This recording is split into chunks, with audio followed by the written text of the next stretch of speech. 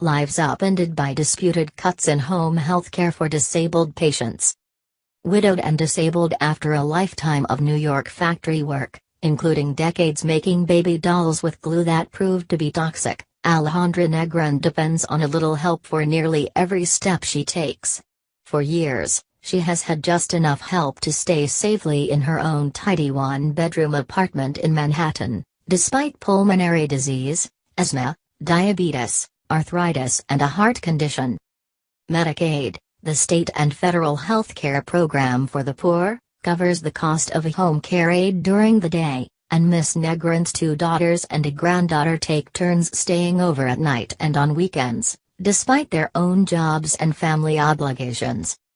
But last winter, that carefully stitched web of caregiving was abruptly torn apart by a call from Senior Health Partners of Health First, a managed care insurance company that has been one of the beneficiaries of Medicaid's overhaul of long-term care for disabled and aged people in New York. The company informed Ms. Negron that her home care was immediately being cut to 25 hours a week from 50, and her aide, the mother of a 7-year-old, was rescheduled to work from Thursday through the weekend, not Monday to Friday. "I panicked," Ms. Negron's daughter Carmen Hernandez said, recalling the scene she found at her mother's apartment that day. The aide was in tears, and Miss Negron, 72, was petrified that she would have to go to a nursing home. "My mother said, if you put me in a home, I'm going to commit suicide. I started to cry," Ms. Hernandez added. "I didn't know what to do."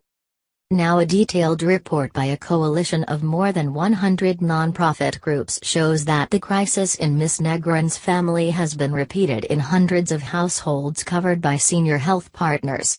Since January 2015, that company and at least 2 others have been systematically cutting the hours of home care for their disabled clients, typically without proper notice or legal justification, the study found.